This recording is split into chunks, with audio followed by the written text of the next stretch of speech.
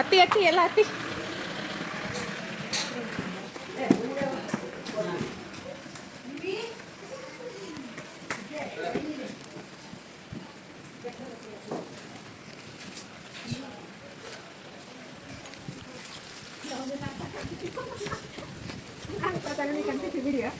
ಹಾಂ, ನಾನು ಇದ್ರಲ್ಲಿ ನೋಡ್ಬಿಟ್ಟು ಹರಡಾಂಕಿ ಕಳಿಸ್ದೆ.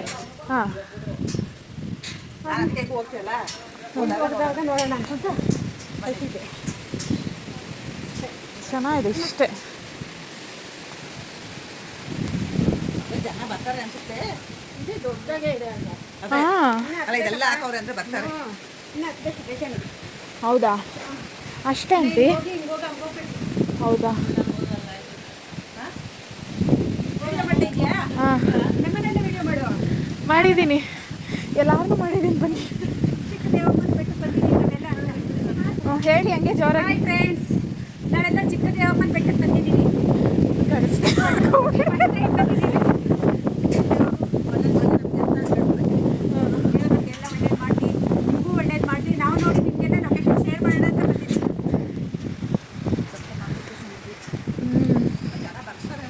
ಬರ್ತಾರೆ ಆಂಟಿ ಜನ, ಕನ್ಸ್ಟ್ರಕ್ಷನ್ ಮಾಡ್ತಿದಾರಲ್ವಾ.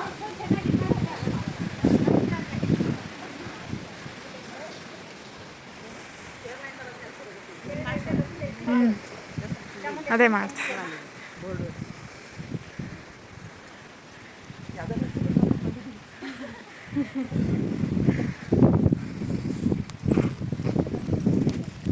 ಹೌದು, ನೀವಂತೂ ಸಕ್ಕತ್ತಾಗಿದೆ.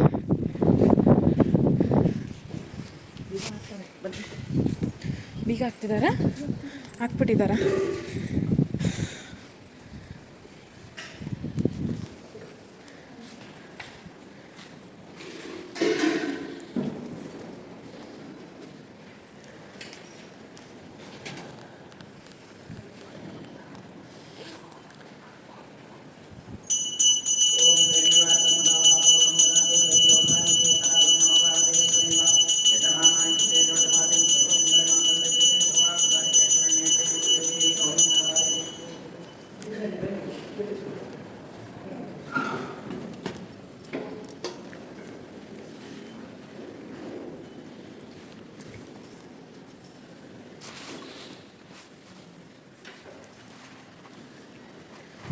ಇಲ್ಲಿ ಹೆಂಗೆ ನೆಲೆಸಿದ್ರು.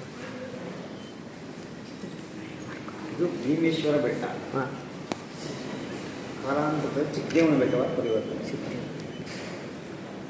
ಭೀಮೇಶ್ವರ ಅಂದರೆ ಕೇರಳದಿಂದ ಬಂದು ಇಲ್ಲಿ ನೆಲೆಸಿರೋದು ಅಂತ ಹೇಳ್ತಾ ಇದ್ದಾರೆ. ಅಮ್ಮ ಇಲ್ಲಿ ಏನಕ್ಕೆ ಬಂದರು ಅಂದರೆ ರಾಕ್ಷಸರ ಉಪಕಳ ಜಾಸ್ತಿ ಇರೋದ್ರಿಂದ ಈ ಭಾಗದ ಜನ ಅಮ್ಮನ ಮೊರೆ ಹೋಗ್ತಾರೆ.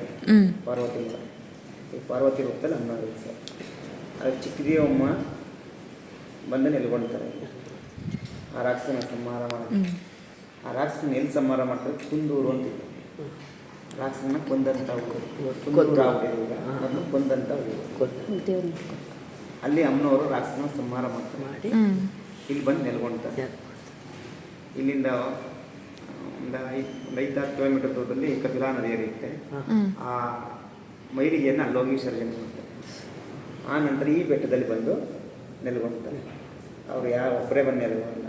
ಅವ್ರಿಗೆ ವಿಜಯ ಆಯ್ತಲ್ಲ, ಅವ್ರ ಅಕ್ಕ ತಂಗಿಯವ್ರನ್ನೆಲ್ಲ ಕರ್ಕೊಂಡು ಬಂದು ಇಲ್ಲಿ ವಿಜಯೋತ್ಸವ ಆಚರಣೆ ಮಾಡ್ತಾರೆ. ರಾಮಿ, ಮಹೇಶ್ವರಿ, ವೈಷ್ಣವಿ, ವಾರಾಹಿನಾರಾಯಣ, ಕೌಮಾರಿ, ಚಾಮುಂಡಿ ಅಂತ 7 ಜನ ಸಪ್ತಕನ್ಯೆ. ಸಪ್ತಮಾತೆ ಅಮ್ಮನವರು ಮಹೇಶ್ವರಿ ರೂಪದಲ್ಲಿ ಇರೋದು, ಪಾರ್ವತಿ ರೂಪ.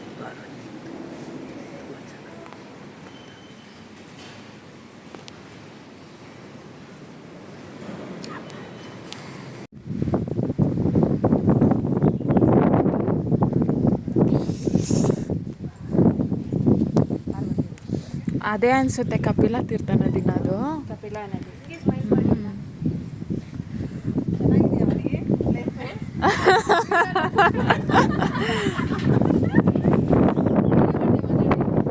ಸಕ್ಕತ್ತಾಗಿದೆ.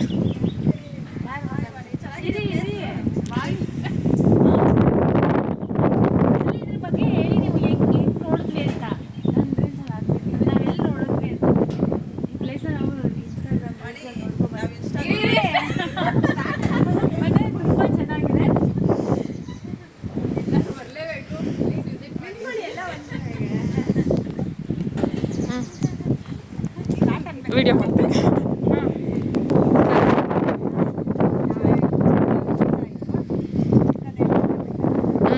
ದೇವಮ್ಮ ಅವ್ರ ಬೆಟ್ಟ.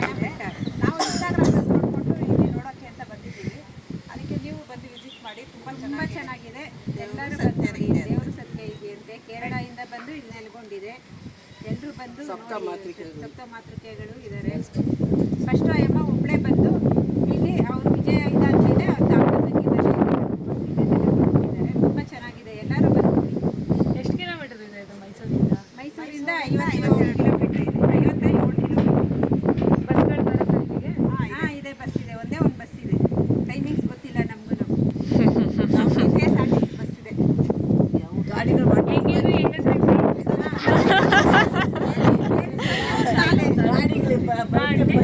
ಸರ್ಗೂರು ತಾಲೂಕು. ಇದಂಗೆ ಇಟ್ಕೊಳ್ಳಿ, ನಾನು 4 ಜನ.